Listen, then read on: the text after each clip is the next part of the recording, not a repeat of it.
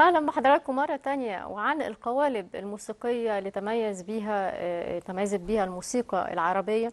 هيكون لقائنا دلوقتي مع ضيفنا الكاتب والناقد الفني الأستاذ معتز محسن. أهلا بحضرتك اهلا وسهلا بحضرتك. ودايما منورنا. الله يخليك حضرتك. ومش عارفة، حاسة إن الفقرة النهاردة صعبة شوية، يعني ما إنها زمان كنت بلاقي الناس بتتكلم عن القوالب الموسيقية بسهولة، حتى الناس اللي هي البسيطة، يعني كان في الافلام تقول قول لنا طقطوقه كذا، قول لنا الدور. بس دلوقتي الفوارق بين الحاجات دي ما بقتش واضحه، يعني احنا مش عارفين يعني ايه طقطوقه، يعني ايه دور، ايه الفرق بين ده وده، يعني ايه موشح، اغنيه، نشيد، يعني ديالوج، مونولوج. يعني في حاجات عارفينها وفي حاجات لا. يعني نبدأ الأول بأن ازاي الموسيقى العربية كان ليها قوالب غنائية مختلفة. بسم الله الرحمن الرحيم. طبعا من الاشياء اللي تميزت بيها الموسيقى العربيه هي تعدد القوالب الفنيه من خلال الطقطوقه والدور والموال والقصيده والموشح. وهذه القوالب هي في الاصل خرجت من رحم الشعر، وبالتالي عندنا الشعر خرج منه أشعار مختلفة ما بين الأشعار الغنائية. والأشعار الغنائية اتقسمت ما بين الطقطوقة والدور والموال مم. والموشح. اه. وهذه القوالب لها أصول تاريخية اختلفوا في بدايتها، هل مم. هي من العصر الجاهلي هل بعد ذلك. ونجد أن الموشح على سبيل المثال اللي هو جاية من كلمة حسن أو صور أو صبغة، مم. وهي من كلمة سريانية اللي هي موشحة. مم. والموشح خرج من رحم الترانيم الكنائسية السريانية. اه. وبالتالي وجدنا أن من أشهر أنواع الموشحات الأندلسية. اه. وهذه الموشحات اللي بعد كده جه استلهمها شكسبير وبن جونسون في الرينيسانس ايج في عهد الملكة إليزابيث الأولى في السونتس أو السونيتات. اه. ومن هنا وجدنا أن التواشيح من الفنون والقوالب الهامة. هو زي ما ابن سناء الملك قال إنه شعر موزون بوزن مخصوص. اه. ونجد حنا خوري المؤرخ واللغوي اللبناني قال إنه هو الموشح خصص للغناء. مم. فبنجد إن هي لها أوزان وعروض رشيقة يعني الموشح يعني اتعمل عشان يتغنى، يتغنى. للغنى، آه لكن غير الشعر. مش غير الشعر. الشعر بيتعمل عشان الشعر، حد خده بقى اقتبسه وقدر يعمله اغنيه، ماشي. بس لما بيكتب الشعر مش المقصود بيه ان هو يتحول لاغنيه، لكن الموشح وهو بيتكتب معروف ان ده اغنيه. ده بيبقى فرق. الغرض منه الغناء. اه. اه. وهو احنا عندنا شعراء العرب في العصر الجاهلي اه. نجد الأعشى أو ميمون بن القيس، ولقب بالأعشى لأنه كان ضعيف النظر في المساء. امم. كان بيسموه صناجة العرب. بيسموه ايه؟ صناجة العرب بمعنى ايه؟ يعني الشادي أو المطرب اه. في أشعاره، لأنه هو كان من المعلقات العشر وكان من الشعراء الكبار. وكان بنجد أن الأعشى اه. كان بيقوم بغناء الأشعار بتاعته اه. علشان تنتشر بشكل أكبر، وتبقى واخدة مش مجرد إنها تبقى قاصرة على القبائل أو تبقى قاصرة على سوق عقاظ أو تبقى قاصرة على بعض الأماكن اللي فيها المناظرات الشعرية. عايزها يبقى فيها شعبية أكتر مم. وعامة أكتر والعوام يستقبلوها. الأغنية جاءت لتسهل هذا على المواطن العادي. ونجد أن الأشعار زي ما احنا عندنا في الليركس مم. اللي هو الشعر الغنائي غير البويتري في الأدب العالمي، أو مم. البوتي، أو عندنا البارول بالفرنسية اللي هي الأشعار الغنائية. مم. إذا بنجد أن الغناء سهل في كيفية التعامل مع الشعر اللي هو نبض الحياة الإنسانية في التعبير عن عاداتهم وتقاليدهم. وبالتالي جاء المجال الموسيقي لكي يسهل علينا هذا، فخرجت لنا الأشعار الغنائية اللي بتنقسم ما بين الطقطوقة والموشح والدور والقصيدة والموال اه. الفولكلوري. طب يعني بتقسموا بقى للدور والطقطوقة على أي أساس؟ يعني ايه الفرق بين الدور والطقطوقة والموشح؟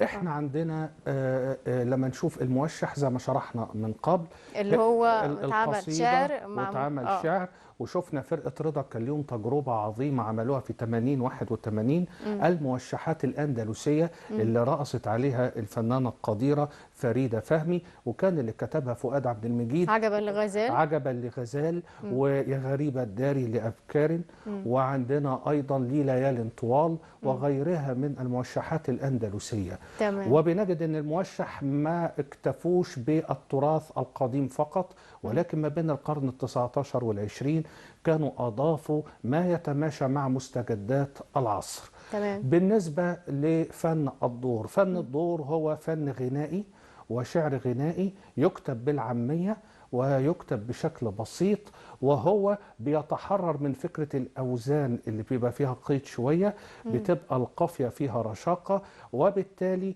هو بيسمى بالدور لأنه بيبدأ بنغمة مم. ينتقل لنغمات أخرى، مم. وبعدين يعود كما كان عليه من النغمة الأصلية في الانترو.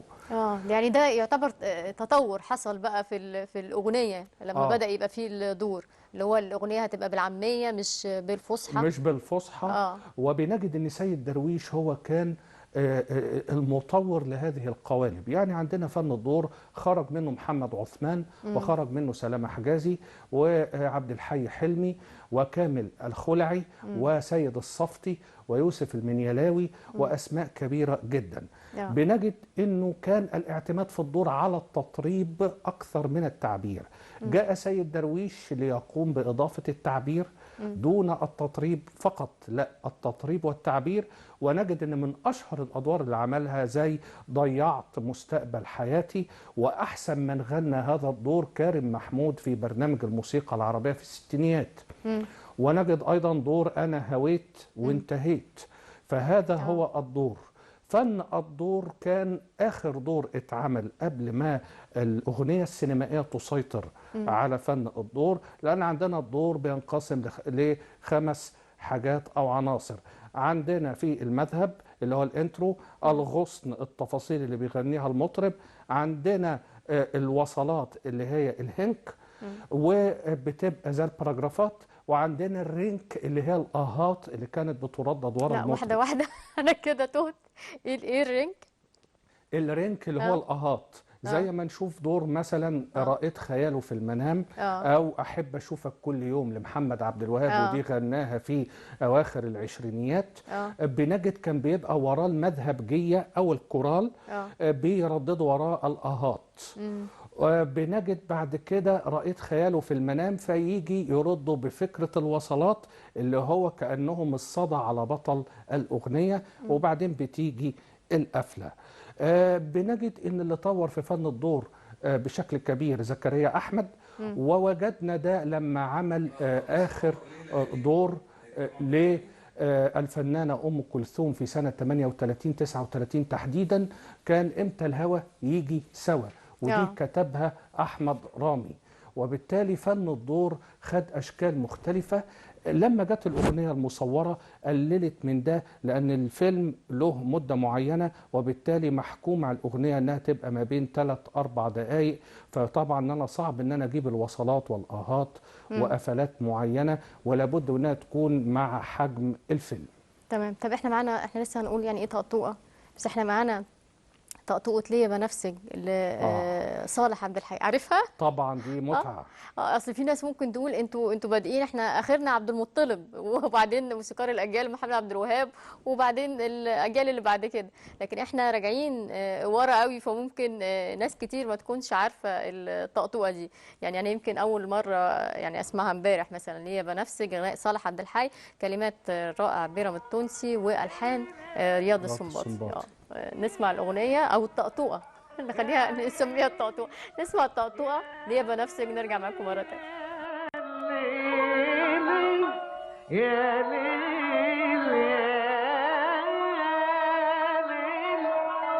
يا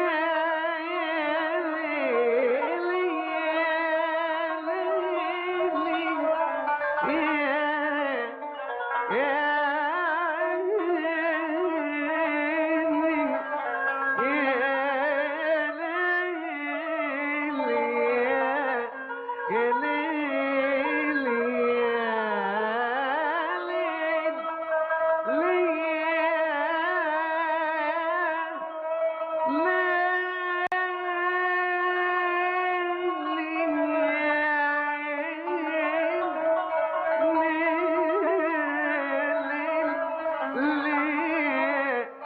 ليلي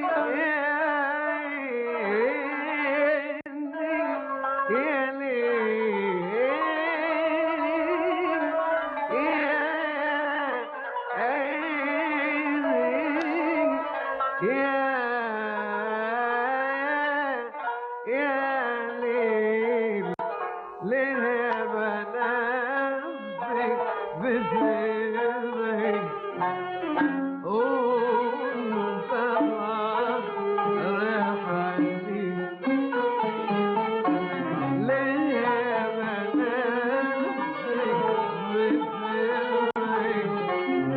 قول طبعا ريحتي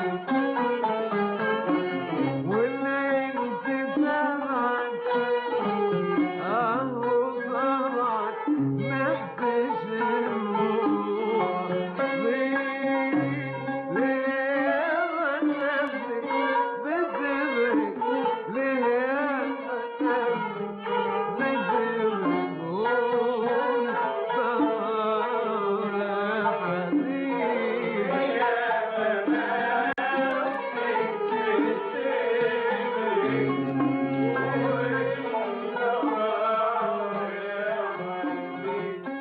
الحقيقة أول مرة أعرف إن في تصوير للأغنية دي، وسعيدة جدا إنه يعني في أغنية مصورة لصالح عبد الحي، لأن إحنا على طول كنا بنسمع اسمه. طبعا المهتمين بالموسيقى كانوا يسمعوا اسم يعني صالح عبد الحي، بس ما كانوش عارفين شكله أو سمعوه بيغني. وده تراثنا الموسيقي، فلازم الحقيقة نحافظ على يعني حتى لو إحنا مثلا مش ده اسلوبنا في الغنى، او دي مش طريقه الغنى اللي بقينا نحبها، او بقينا نحب الموسيقى الاسرع.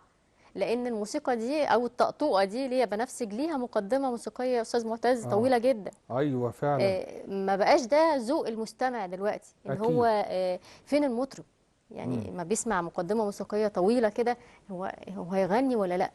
يعني ايوه ما بقاش بالظبط. يعني ما بقاش ده ذوق المستمع دلوقتي. طب احنا طقطوقه بقى، يعني ايه طقطوقه؟ يعني احنا سمعنا دلوقتي الاغنيه اللي هي بنفسك دي طقطوقه. دي طقطوقة. اه الطقطوقة برضو هي بنفس فكرة الدور، الغناء العامي المليء بالمصطلحات الشعبية. وبنجد ان الطقطوقة مش موجودة بس في مصر، عندنا في المغرب بيقولوا عليها العيطة الجبلية، اه ولها آلة معينة بتساعد في الإيقاع لتوصيل رسالة الطقطوقة، مصنوعة من جلد السلحفاة. اه وبنجد ان الطقطوقة اشهر من غنى الطقاطيق في مصر وسوريا ولبنان. ونجد ان هي بتتكون من فكرة المذهب والاغصان. وبنجد اللي ساهم في وجودها الشيخ المسلوب ومحمد عثمان وسلامة حجازي وسيد درويش. وبنجد انه كانت بتعتمد على فكرة الجملة اللحنية الواحدة. اه جاء سيد درويش وزكريا أحمد والأصبجي، خلوها في تنوع بين الأغصان أو التفاصيل بتاعة الأغنية أو الكوبليهات في الجمل اللحنية. بنجد أن التقاطيق اشتهر بيها محمد عبد الوهاب، واشتهرت بيها أم كلثوم، واشتهر بيها سيد درويش زي ما عمل والله تستاهل يا قلبي. دي طقطوقة غناها بشكل رائع جدا. وبنجد ان الجمل اللحنية فيها بتتطلب الرشاقة في احبال الصوت يعني انا المطرب. دلوقتي عايزه اسمع، لما اسمع اغنيه اقول دي دور ولا طقطوقه منين؟ يعني اعرفها ازاي اني اقول ان ده طقطوقه ده دور؟ هل في فرق واضح اقدر لما اسمع الاغنيه اقول انا كمستمع عادي مش دارس موسيقى عربيه او قوالب غنائيه مختلفه، اقدر اقول ده دور او طقطوقه؟ الدور بيفرق عن الطقطوقة انه لما بيبقى المذهب جية بيشاركوا المطرب في الغناء في بعض الفواصل المعينة. دي ما بتبقاش موجودة قوي في التقاطيق. بتبقى في حالات هل الطقطوقه استثنائية. اصغر؟ معرفش كلمه طقطوقه دي مش عارفه ليه بتحسسني ان حاجه صغيره هيغني طقطوقه، يعني ايه حاجه صغيره؟ هل يعني في حاجه في مساحتها يعني؟ الطقطوقة ممكن تكون المدة الزمنية في غنائها بتكون أقصر شوية من الدور.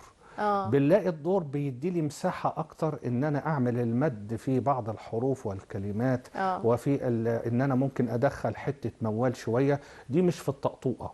زي عندنا مثلا طقطوقة على بلد المحبوب، دي أصلا أغنية غناها عبده السروجي الجد الأكبر للفنان أحمد السقا، اللي هو صاحب غريب الدار. كان غناها في فيلم وداد، أول أفلام أم كلثوم في سنة 36، وغناها بدون موسيقى وكورال يردد وراه كده، اللي هي في مشهد المركب.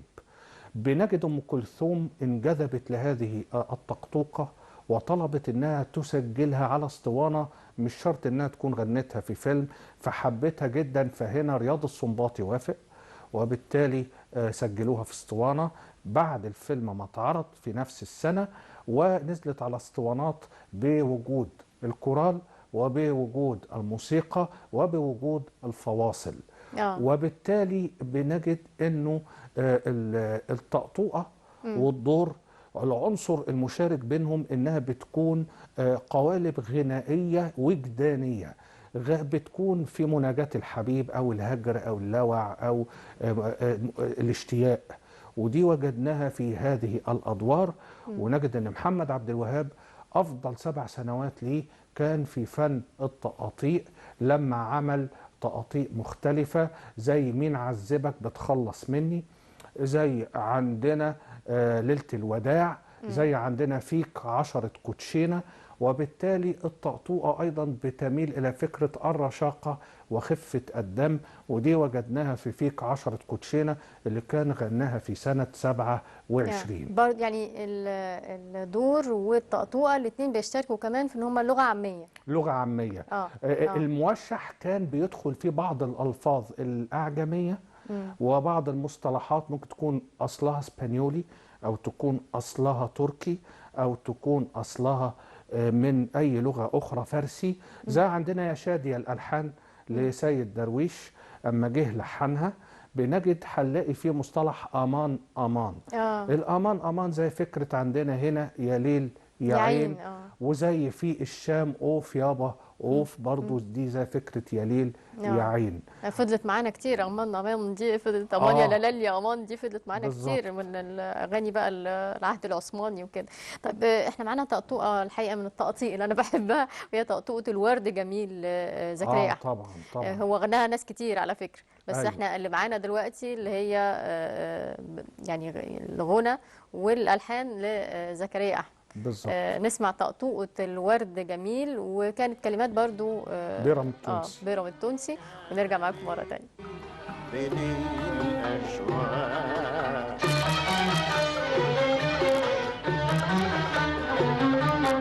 إذا هدى حبيب لحبيب، إذا هدى الورد حبيب لحبيب، بيكون معنا وصال قريب.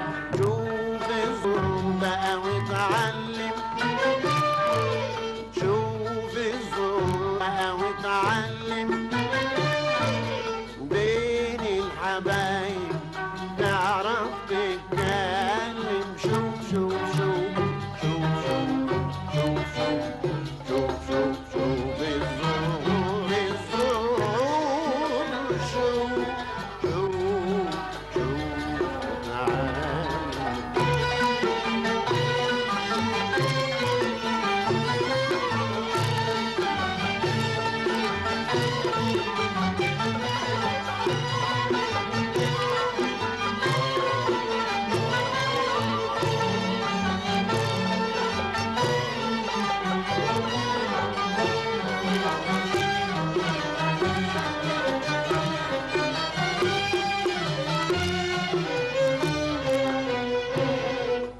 والنرجس مات يمين وشمال، والنرجس مات يمين وشمال، على الأغصان بتين ملاك.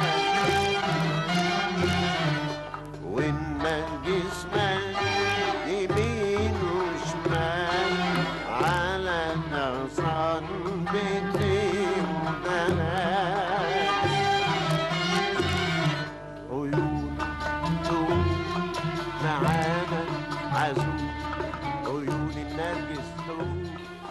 طريقة مميزة الشيخ زكريا أحمد طبعا في طبعا. الغنى.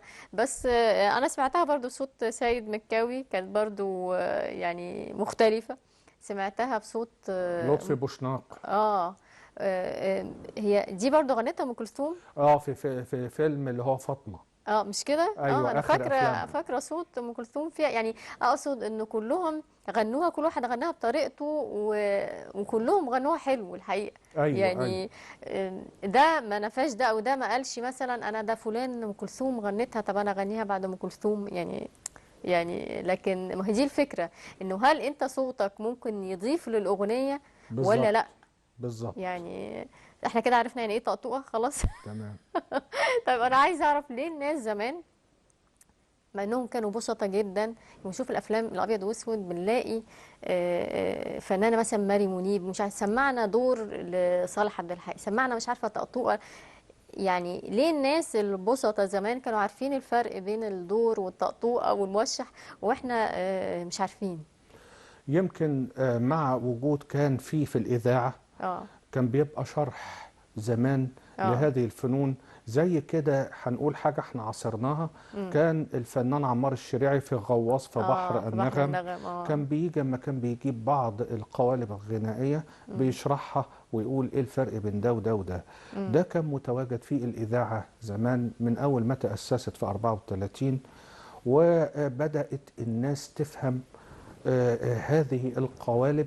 اه ونجد أيضا أنه كان عندنا في هذه الفترة كان هناك اهتماما حقيقيا بالثقافة بكل مشتقاتها. امم فحلاقي مثلا الدكتور مشرفة العالم القدير مصطفى مشرف. كان له إسهامات في فن الموسيقى.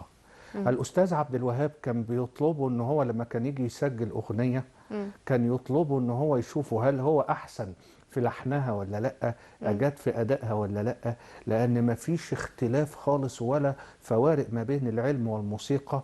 وبنجد أن الموسيقى قامت على العلوم أيضا، وقامت على أشياء كثيرة. ونجد أن في حاجة اسمها العلاج بالموسيقى اللي اه أسسها يعقوب بن إسحاق الكندي أول من تفلسف من العرب، وأوروبا خدتها بعد كده وبتجيب نتائج مهمة جدا دي مش بس مع البشر، دي مع النباتات مع مع النباتات الحيوانات مع مع يعني. الطيور ده حقيقي. مع أشياء كثيرة جدا. وبالتالي بنجد أنه الناس زمان كان بينظر في فكرة الثقافة التعامل معها بحب، التعامل معها بشيء من التآلف. كان أيضا هناك كتيبات مبسطة لمثل هذه الأنواع. أنا على سبيل المثال حاجة أنا عصرتها، كانت في مجموعة زمان للفنان عبد الوهاب نزلوها بعد وفاته، أنا جبتها وأنا في أولى إعدادي. اه كانت 10 شرايط بيشرحها عالم الحشرات والموسيقي الدكتور حسين شوقي. كان بيجيب الأغاني مم. كل حاجات الأستاذ عبد الوهاب ويشرحها ويقول الآلات قصده إيه منها هنا، التعبير عنها.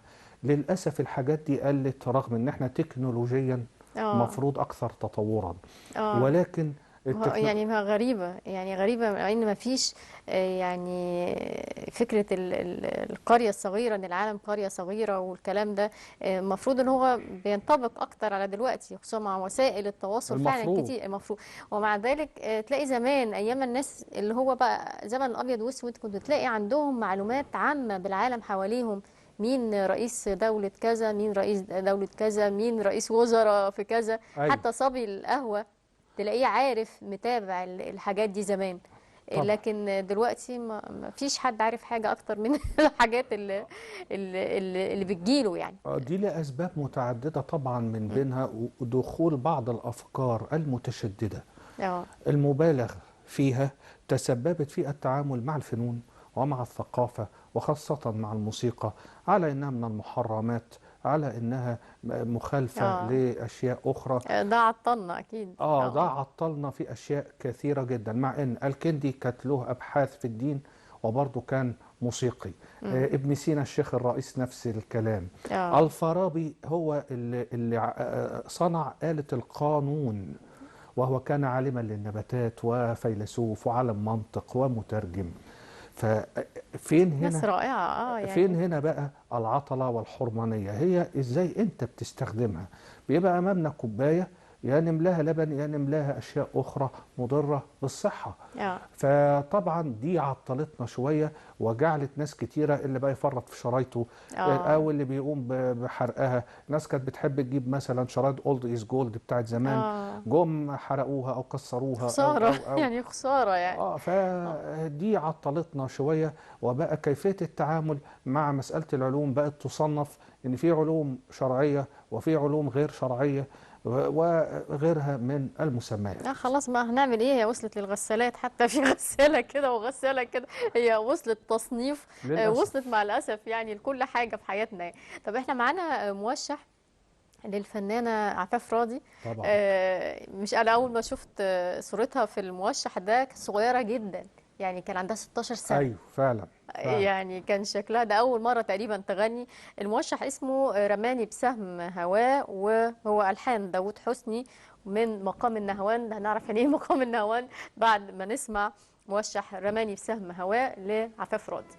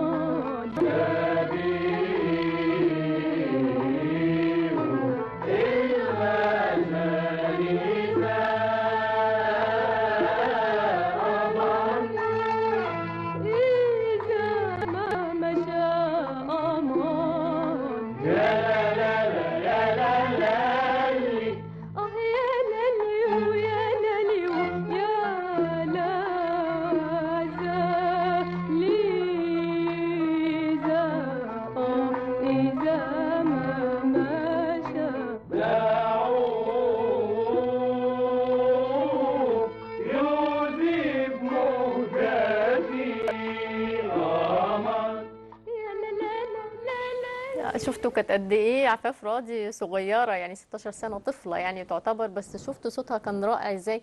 نفس الصوت، يعني نفس الصوت. انا بحس ان عفاف راضي برضو الصوت يعني ما تمش استخدامه بالشكل المطلوب للأسف الحقيقي. للأسف. هو يعني فعلا كلام حضرتك صح، لأنه هو كان الأستاذ بليغ حمدي كان بيقوم بإعدادها لكي تكون فيروز مصر. والرئيس جمال عبد الناصر لما استمع إليها، كانت حفلة قبل وفاته بشهور في أضواء المدينة، أما غنت ردوا السلام، أشهر أغانيها اللي ساهمت في شهرتها. كانت في هذه الفترة الفنانة عفاف راضي بدأت تبقى ملء السمع والأبصار، وكان الأستاذ بليغ حمدي كان عايز يعمل منها فيروز زي ما الرحبانية عملوا فيروز. فكان عمل لها برامج إذاعية جميلة غنائية، منها البنورة المسحورة، وده كان سنة 72. وكان بيطمح لعمل مسرح غنائي في هذه الفترة زي ما الفنانة فيروز والرحبانية عاملين. كان عندهم مسرح غنائي. وطبعا هو كان هنقول ان هو عمل جزء من المشروع، ولكن بعد التغيرات السياسية والاقتصادية وظهور فكرة الانفتاح وغيرها من الأمور، بدأت تدخل قوالب فنية غريبة عنا شوية. بدأ يبقى مفيش الميل إلى التطريب، الميل إلى التذوق الحقيقي. جت طبقة طفيلية فرضت علينا أذواقها، وهي ما تفرقش عن الفترة الحالية اللي احنا فيها، يعني التاريخ بيعيد نفسه، ولكن كان لها بعض الاستثناءات. بليغ حمدي أما طلعها في مولد يا دنيا استغلها استغلال جميل جدا، وكانت طاقة تمثيلية جميلة من خلال عبقري السينما حسين كمال عرف يوجهها صح.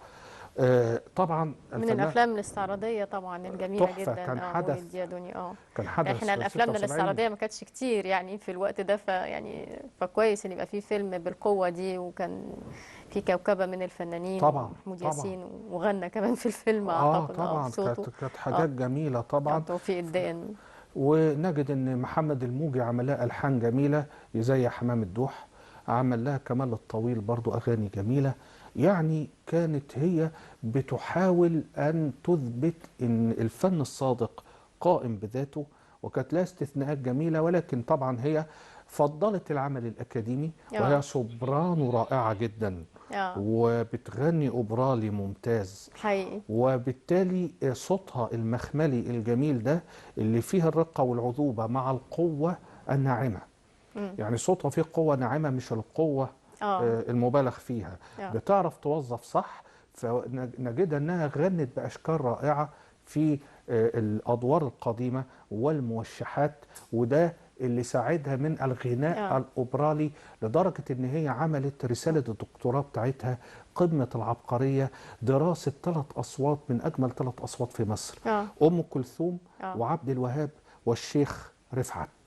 طبعا واحدة بها محمد رفعت، الشيخ محمد رفعت. جابت الأصوات بتاعتهم وبتدرسهم بالشكل الأكاديمي، وده تميز في ايه وده تميز في ايه، ده مميز في قرار القرار، ده في جواب القرار، ده في جواب الجواب. عملتها بأكاديمية عالية جدا، وده طبعا اعتقد انها تربط على ال3 أصوات دي مع التوجيه الأكاديمي، انها تطلع بالمعلمة انجاز لها التعبير بس من غير تقليد، يعني هي كانت صوتها يعني خاص بيها يعني عارفاه. طب ايه بقى الاغنيه؟ بنقول الاغنيه اللي سمعناها دي من مقام النهاوند، يعني ايه مقام النهاوند؟ مقام النهاوند دي من المقامات اللي كانت موجودة في التطريب التركي.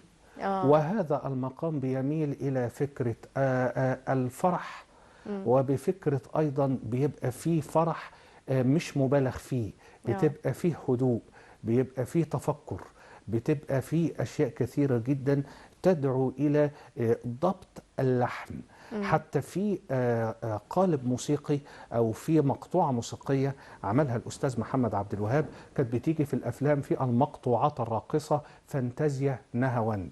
إن النهاوند هذا المقام الهادئ الرصين زي ما استمعنا إليه من الفنانة عفاف راضي في هذا الموشح الجميل، بيكون في نوع من أنواع الضبط اللحني في التعبير عن الاشتياق للحبيب، مش بالشكل اللي فيه لوع أو مبالغ فيه. الفنان محمد عبد الوهاب حب يحط فيه فانتازيا إن هيبقى فيه الاشتياق، وفي نفس الوقت أول ما يشوف الحبيب هتبقى فيه فرحة كبيرة جدا.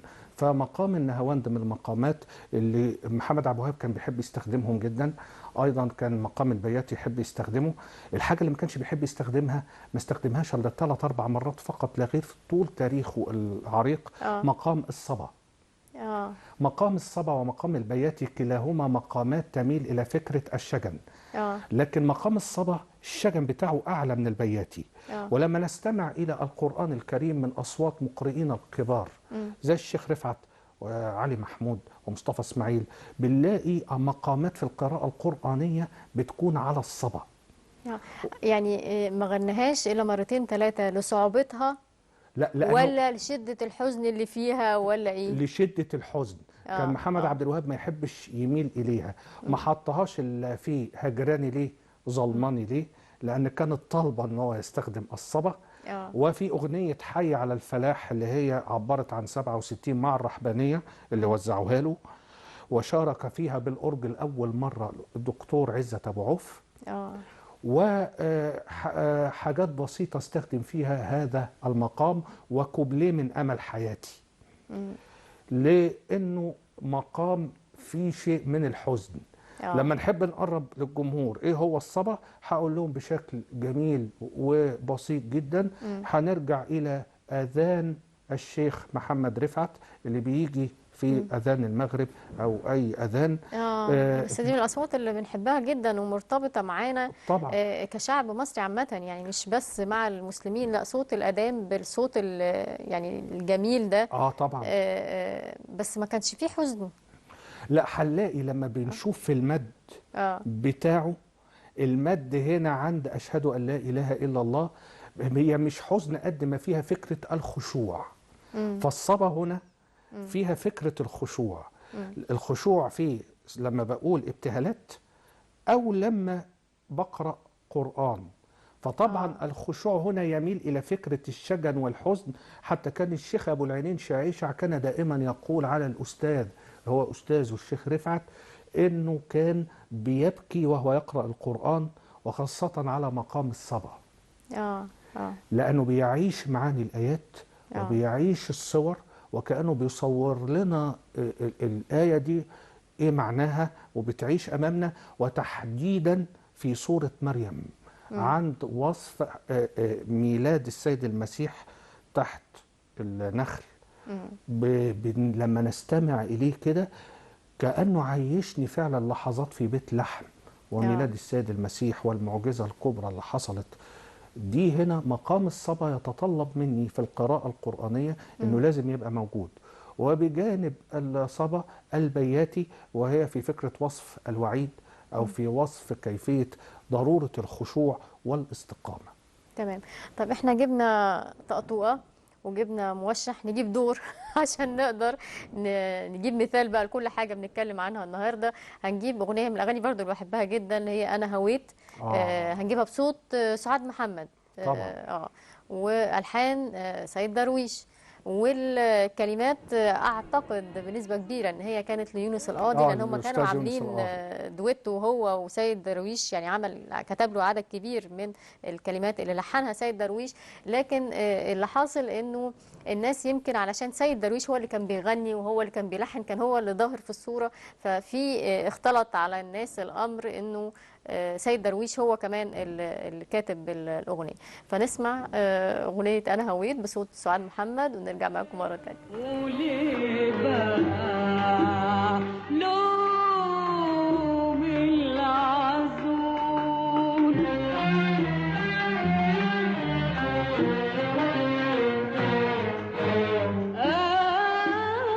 أنا هويته وانتهيت، وليه بقى لوم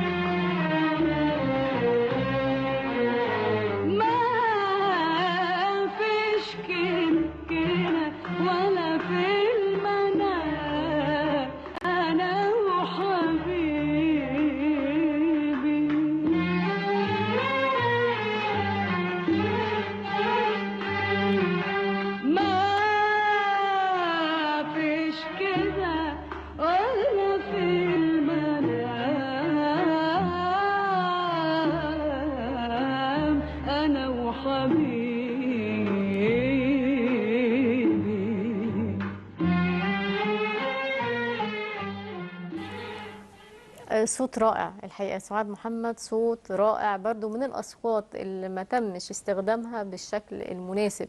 يمكن عشان كده الست حصرت نفسها في غنى أغاني أم كلثوم، لأن طبعا يعني صوتها من القوة ان هي تغني اغاني ام كلثوم. وزي ما حضرتك قلت لي انه كانوا بيشوفوا انها اقرب صوت ايوه.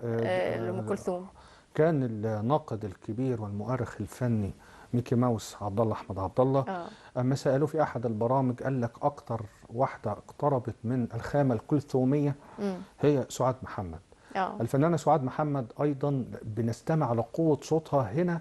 الدور انا هويت وانتهيت هو دور وجداني، وكان كتب يونس القاضي عن تجربه سيد درويش في حبه لجليله اللي كانت جسدتها هند رستم في الفيلم. اه وكانت قصه غرام ملتهبه جدا، وكان في زعل ولوعه من الصدمه اللي حصلت له منها.